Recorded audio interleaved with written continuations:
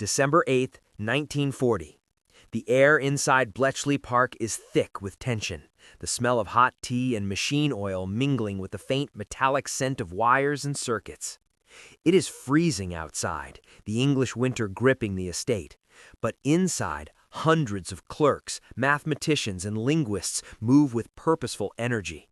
You can almost hear the low hum of anticipation vibrating through the walls. Alan Turing leans over the plans for the bomb machine, his brow furrowed.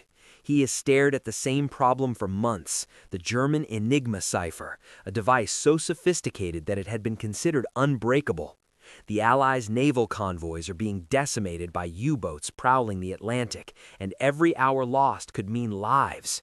Turing's machine is the last hope, the impossible solution that must somehow compress months of cryptanalysis into hours. Clerks, many young women with eyes bright and nervous, type letters at a frantic pace, feeding intercepted Enigma messages into the machine. Each reel clicks and spins, gears and rotors turning in a hypnotic rhythm.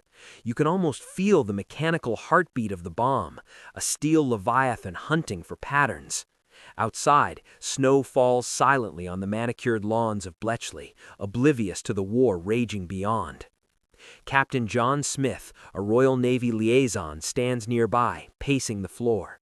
"If they can't crack it, thousands of sailors will be lost tonight," he mutters, running a hand through his hair. The weight of responsibility is tangible. Every face in the room is taut with tension, a mix of hope and fear. Failure is not an option. At the first chime of the bomb, a subtle shift occurs. The rotors click with a rhythm that suggests possibility. Alan Turing steps back, watching the machine calculate relentlessly, narrowing down billions of possibilities with mechanical precision. This is the moment when theory meets reality, when human intellect is amplified by cold, unyielding steel. Minutes feel like hours. Clerks glance at each other, holding their breath as lights blink on and off, signaling that the machine is running tests, eliminating false leads, and highlighting potential settings. Each flash of light is a heartbeat of discovery, each click a step closer to breaking what was once thought eternal. Then suddenly, the first potential solution emerges. The room goes quiet for a fraction of a second, an eternity in human perception. Turing's eyes light up with restrained excitement. The impossible has begun to bend. The Enigma cipher, a fortress of German ingenuity, is showing its first cracks. Clerks rush to record the results, their hands shaking slightly. They know this is more than numbers. This is a window into the minds of the enemy, a glimpse at their plans before they even set sail. Outside the room, the wind howls through the trees, carrying with it the faint echoes of Atlantic waves. Each decoded message could save a convoy from annihilation. Each revelation could turn the tide of naval warfare. You can almost feel the weight of history pressing down, the room vibrating with the promise that human ingenuity may yet triumph over one of the most sophisticated machines of war. Yet, even in this moment of progress, uncertainty lingers.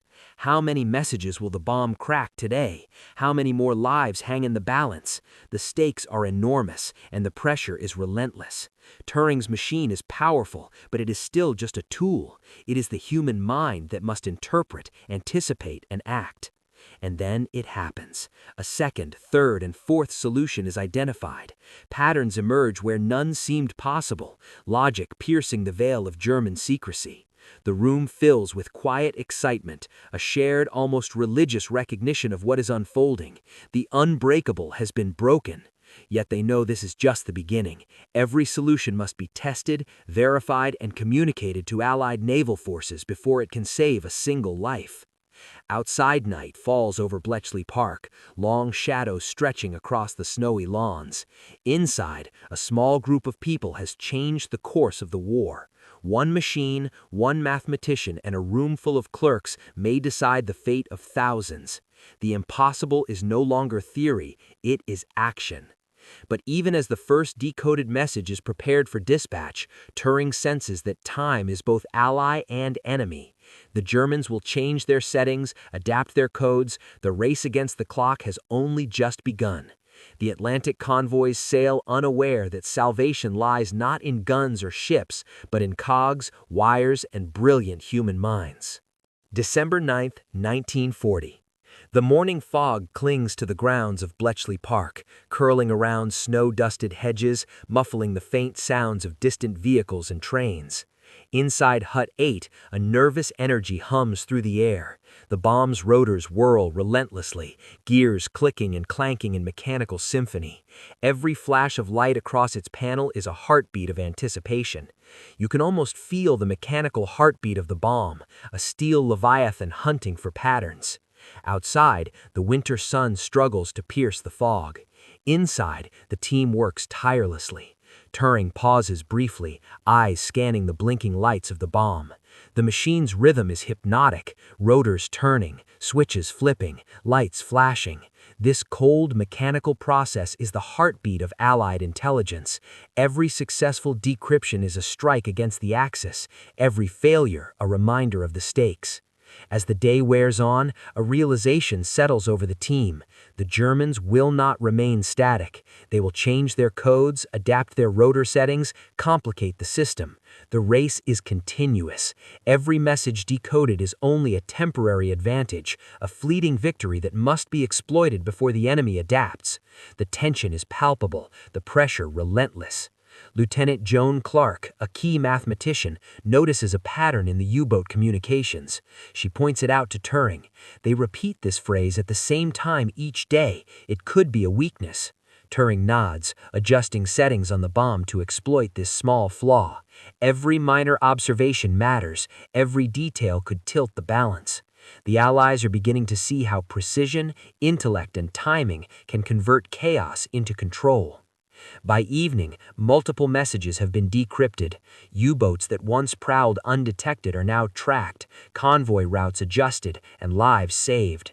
The team allows themselves a brief, almost imperceptible sense of triumph. But it is tempered with urgency. Tonight, new messages will arrive, the Germans will adapt, and the race against the clock will continue. The room grows quieter as night falls outside. The lamps cast long shadows across faces etched with fatigue, determination, and awe. The bomb continues to hum, a tireless sentinel in the war against secrecy. Turing watches, knowing that this machine, this room, and this team hold a power the world has never seen, yet it must be wielded with care, accuracy, and speed. As the first decryption lines are dispatched to Allied commanders, the enormity of the achievement settles over the room. The impossible has been made possible. The Enigma, which once seemed invincible, has been pierced, analyzed, and transformed into a lifeline. The Atlantic convoys may never know the faces or the machines that saved them, but history will remember the brilliance and audacity of those who dared to defy what was impossible. January 12, 1941. The North Atlantic is a churning gray expanse, waves slamming against convoy hulls with a relentless fury, mist and spray coating every surface. Sailors cling to rails, eyes scanning the horizon for the telltale periscope of a lurking U-boat. The sea is both protector and predator, masking danger beneath its restless surface. And yet, unknown to these sailors, salvation comes not from guns or sonar, but from a quiet estate in Buckinghamshire, Bletchley Park. Messages decrypted by Alan Turing's bombe have arrived in the hands of Royal Navy commanders. For the first time, the Allies possess real-time intelligence on German U-boat positions, their patrol routes, and attack plans. Commander James Fletcher studies a newly decoded map, lines and coordinates sprawled across paper like a secret treasure map. Each point represents a potential ambush, but now they are forewarned. Decisions that once relied on luck now rest on calculation. On the bridge of HMS Vigilant, Lieutenant Peter Harris orders a course change. Convoy vessels shift in formation, engines roaring to match new headings, unaware that every adjustment stems from intelligence crafted hundreds of miles away. Sailors feel the tension, the ever-present fear of unseen torpedoes, but now each maneuver is guided by knowledge, by insight that makes danger visible before it strikes. Back at Bletchley, Turing paces among the rows of clerks and mathematicians. The bomb spins tirelessly, processing hundreds of Enigma messages daily. Each decrypted line feeds a stream of intelligence into naval command channels. The pace is exhausting, but there is no pause. Every message could prevent a disaster. Every decoded coordinate could save lives. The room hums with a combination of mechanical whirring and human urgency, a pulse that echoes the lifeblood of the Atlantic convoys. Captain John Smith reviews a set of U-boat positions, comparing them to previous attack patterns. He pauses, noting an anomaly. "They're adapting," he mutters. The Germans, confident in the unbreakable nature of their cipher, begin subtle shifts in strategy. But the Allies now anticipate these moves, reacting faster than the Axis command can adjust. The Atlantic is transformed from a battlefield of chance to a chessboard of intelligence and anticipation. On board HMS Courageous, depth charges are prepared. Radar operators, trained to detect subtle disturbances on the water's surface, now coordinate attacks based on decoded messages. Every explosion is calculated, every maneuver deliberate. A U-boat is spotted, torpedo tubes emptying as sailors execute pre-planned evasion routes. The enemy strikes first no longer. Knowledge has become the decisive weapon. Meanwhile, back in Bletchley, the human cost of this endeavor is felt. Young women work long hours, some with bleary eyes and tense hands, transcribing and verifying codes. Turing and his colleagues push the machines to their limits, testing new hypotheses and refining algorithms. The brilliance of invention meets the rigor of discipline, and the results are immediate. Ships that might have been lost sail safely, crews unknowingly grateful to men and women they will never see. The impact of these breakthroughs is profound. Convoys traverse previously lethal waters with fewer casualties. Allied forces strike at U-boat wolfpacks preemptively, and the morale of the Atlantic fleets begins to rise. Across the ocean, sailors sense an unseen hand guiding them, unaware that their survival hinges on intelligence, mathematics, and a machine they cannot see. Even as successes mount, tension persists. Every decoded message must be verified, double-checked, and disseminated swiftly. Delays could be fatal, errors are costly. Turing's team works with a sense of relentless urgency, knowing that each tick of the clock could change the fate of thousands. The Atlantic, unpredictable and merciless, rewards preparedness, and the bomb provides exactly that. As night falls over the rolling waves, HMS Vigilant glides through calm waters, the stars mirrored on the ocean's surface. A decrypted report indicates the locations of several U-boats lying in wait along the convoy's path. Depth charges are set, attack vectors calculated. The sea holds its breath. In moments, the first U-boat is neutralized, caught in a preemptive strike that would have been impossible without Bletchley Park's intelligence. Victory is silent but profound, a testament to the unseen power of code-breaking. Back in England, Turing watches a chart being updated with success after success. He allows himself a rare smile, but the war is far from over. The Germans will change their codes, increase rotor complexity, and adapt in ways the Allies have yet to anticipate. Yet the pattern is clear. Knowledge has shifted the balance, and human ingenuity, amplified by the bomb, has turned the tide of the Atlantic War. And still, a quiet tension remains. The convoys sail safely for now, but the next message could carry new threats. Each breakthrough is a race against time, a gamble where intelligence is the only shield. In the Atlantic, lives are being saved, strategies rewritten, and history quietly altered, not by battleships or guns alone, but by one machine, one mathematician, and a team whose brilliance reshapes the war beneath the waves. February 3rd, 1941. The North Atlantic is gray, winds whipping icy spray across the deck of HMS Resolute. Sailors brace themselves, gripping rails as waves crash, the roar of the sea almost drowning the distant hum of engines. Below decks, radio operators decode faint signals, unaware that some of these messages have already been decrypted at Bletchley Park hours earlier. The invisible war is waged in silence, far from the chaos of gunfire and torpedoes. Back in England, Hut 8 is alive with activity. Alan Turing leans over a newly decrypted message, his sharp eyes scanning letters and coordinates with almost surgical precision.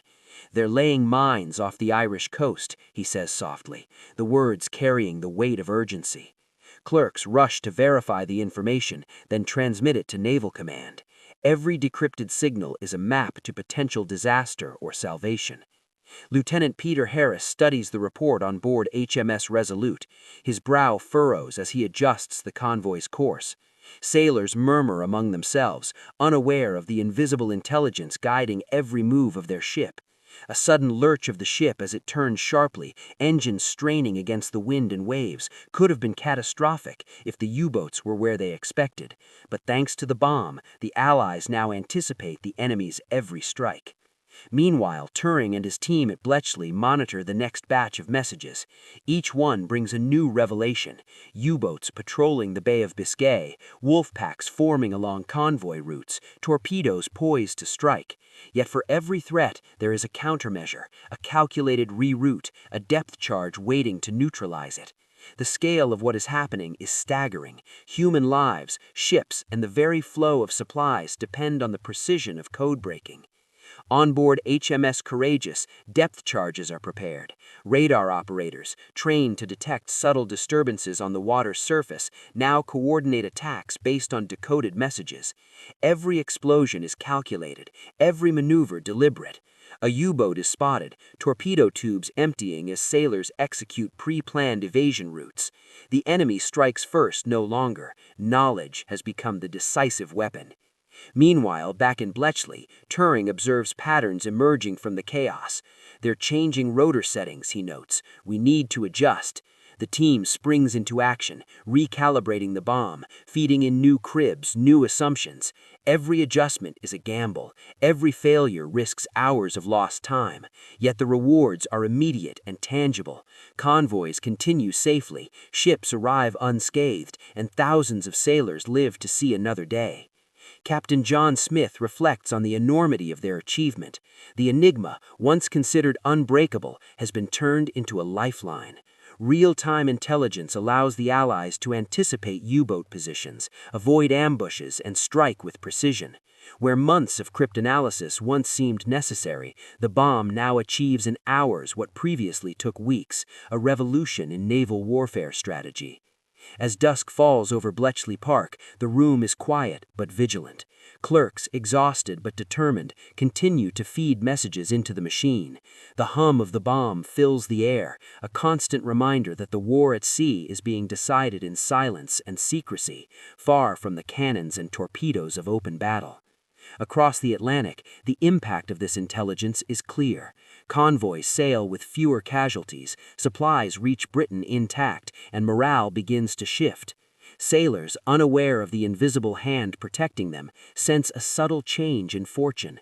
Every successfully rerouted convoy, every neutralized U-boat is a testament to the ingenuity and relentless dedication of the codebreakers. History is being rewritten in quiet rooms, with gears, wires, and brilliant minds. The impossible has been achieved, yet the battle of wits continues, and the next breakthrough may mean the difference between life and death. The night settles over Bletchley Park. The lights from the huts glow faintly in the cold, still air. Somewhere in the Atlantic, a convoy safely reaches port, unaware that its survival was secured not by luck or cannon, but by intelligence, insight, and the unyielding brilliance of one man and one machine. March 15th, 1941. The winter sun barely pierces the fog over Bletchley Park, casting a pale gray light across the snow-dusted lawns. Inside Hut 8, the hum of the Bombe machines fills the air like a mechanical heartbeat, steady and relentless. Each click, each rotor turning, represents a silent war waged not on the seas, but within circuits, wires, and the brilliance of human minds. Alan Turing walks along the rows of machines, his eyes sharp, scanning the work of clerks and mathematicians. Hundreds of messages have been decrypted today alone. U-boats have been rerouted, convoys spared, and countless lives saved, though none of the sailors know the names behind their survival. The invisible hand of intelligence stretches across the Atlantic, guiding, protecting, and anticipating enemy moves. Young women clerks, some barely out of their teens, continue typing and recording, their fingers moving with disciplined precision. Exhaustion etches their faces, but determination fuels their work. Each decoded line is not just information, it is life preserved, a ship that sails safely, a family that remains whole. The weight of responsibility is enormous, yet these silent heroes bear it without complaint. Turing pauses to examine a decrypted set of U-boat patrol patterns. Patterns that once seemed chaotic are now readable, understandable. The Allies have gained a tactical advantage, a way to strike before being struck. Convoys are safer, attacks are mitigated, and the naval war is slowly turning in favor of those who understand the secret rhythm of Enigma. Each message is a pulse, each decryption a triumph of intellect over brute force. Captain John Smith receives reports from the North Atlantic. Another convoy has reached port intact. Another wolf pack has been neutralized before it could strike. He allows himself a brief nod of satisfaction, aware that these victories are won not with guns or shells, but through brilliance, collaboration, and perseverance. The human cost is invisible, but its impact is undeniable. The story of the bomb is not only one of technical achievement, but also of human courage and ingenuity. Turing's machine transformed months of work into hours, redefining what was possible in cryptanalysis. It demonstrated that even the most sophisticated tools of war could be countered with creativity, intellect, and relentless determination. For every sailor saved, for every convoy that reached safety, the legacy of the bomb becomes more tangible. Yet the work is never done. The Germans adapt, changing rotor settings, creating new ciphers, challenging the codebreakers to respond. The race is continuous, relentless, and unforgiving. Turing and his team meet each challenge with unwavering focus, adjusting the machines, refining their methods, and pushing the boundaries of human and mechanical potential. Every day is a battle of intellect, every hour a gamble against time itself. In quiet moments, Turing reflects on the enormity of what they have achieved. A single machine, a team of brilliant minds, and a relentless pursuit of understanding have saved thousands of lives. Yet the world outside remains largely unaware. The Atlantic convoys sail, the U-boats prowl, but the true force that shields the Allies is hidden in plain sight, a testament to the unheralded power of intelligence. As the day draws to a close, the final decrypted messages are sent to Naval Command. Clerks wipe sweat from their brows, hands trembling slightly from fatigue and adrenaline. Outside, the wind howls across the estate, carrying the quiet knowledge that the fate of the Atlantic has been forever altered by the unseen work inside these walls. The legacy of the bomb extends beyond the immediate war effort. It proves that machines can amplify human intellect, that collaboration and precision can achieve the extraordinary, and that courage comes in many forms, not only in battlefields strewn with cannon fire, but also in silent rooms where logic, mathematics, and intuition intersect. Alan Turing watches as the lights in Hut 8 begin to dim. Another day of decryption ends, yet the war continues. Every solved cipher is a victory, every saved life a testament to ingenuity. He knows that history will remember battles and generals, ships and torpedoes, but the quiet, relentless work of codebreakers will remain the invisible backbone of victory. The impossible has become possible, and the course of history has been forever changed. Outside, night settles over Bletchley Park, the snow reflecting the faint glow of the huts. Somewhere across the Atlantic, sailors sleep safely, convoys sail unmolested, and thousands of lives have been preserved. None know the names of those who saved them, but the echo of their efforts resonates through history. One man, one machine, one team, turning secrecy into salvation, impossibility into triumph. The bomb continues to hum, the race against time continues, and the Atlantic War is never the same again.